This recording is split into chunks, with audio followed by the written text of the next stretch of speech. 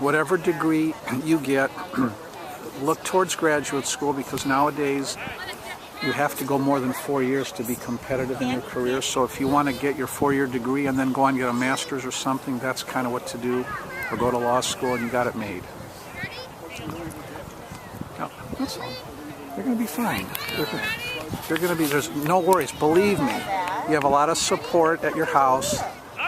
Your parents both went to college, and it's going to be a fabulous experience. It's going to go very fast. By the time you're a freshman, look at Phil Gilroy from our choir's son that we met that one weekend. Did we meet him that one weekend at Notre Dame? I don't remember. Maybe we didn't. I never met him. Okay.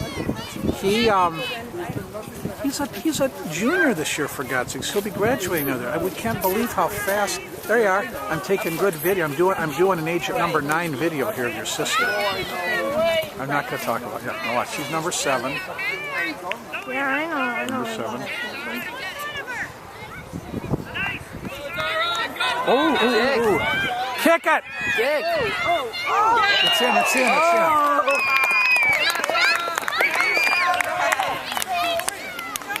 feel sorry for the goalie. It was kind of a high shot. It's all right. That happens. Like in hockey, when the goalie first makes a save and then it dribbles back, it happens.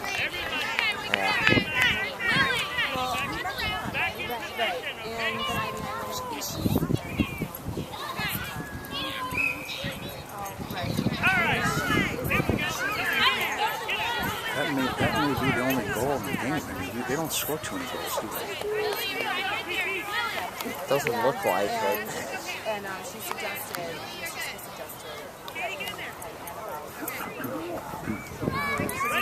And I always found that by getting my work done ahead of time and not having to cram so much really helped tremendously. When you get your syllabus for your coursework, and the teacher talks about this semester we're going to do a 5-page paper on something, and it's based on reading a few books. Really get a head start and get the reading and the outline done way ahead of time, because I spent so many sleepless nights at Michigan with all the other coursework, and I saw these other kids. See, during the daytime, when your last class is over, kids go out and they go hit the gym or they go work out.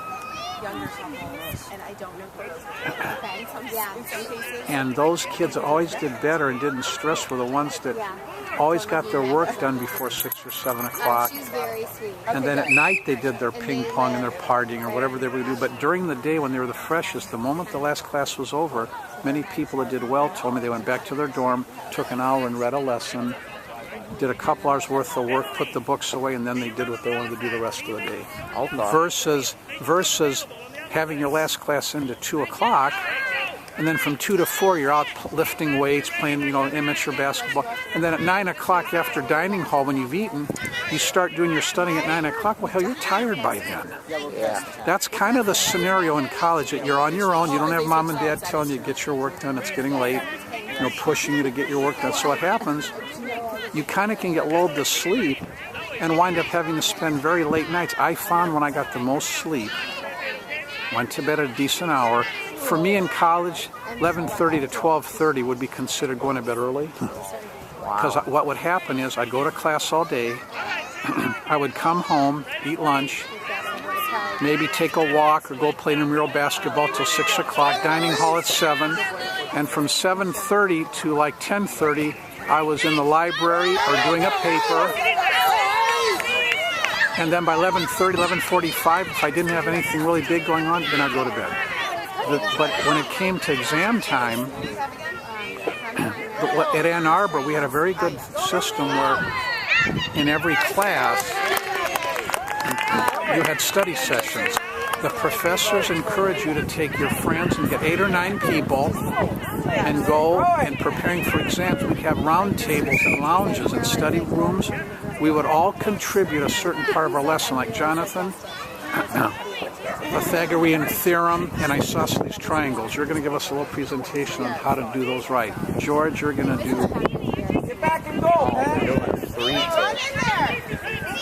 Calculus, right? Oh, boy.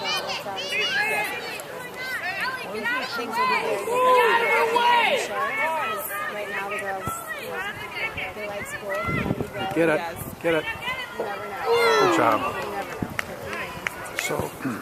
So if I would encourage you to have friends of yours that you get along with. When it comes to exam time, get 4 or 5 kids, go in, shut a door, go in a room, and do outlines. And 5 or 6 of you going over the material is better than you having to do it on your own. Oh. It was a very good technique, and it made you a lot better. So let's say you're doing a history class, and you're kind of weak on some part of the history, right? You'll get a couple of girls, a couple of guys. What the exam's going to be on. So a month before the exam, a couple nights a week, you're each. It's sort of like lawyers preparing for a case. You have the lead lawyer says, I'm going to give Jonathan and attorney Miller and Pant, and you have to do research on why this guy committed this crime. How do we get him off? And they give you an assignment to research in the law library about a case. Same thing with your undergraduate. Get 4 or 5 guys to bring in the semester, and when you meet, each one of you has a contribution, and you all learn from each other. Rather than you being totally on your own. Oh, God, what about this? So you might get a tutor, fine. But encourage your classmates that are buddies of yours to study together for exams.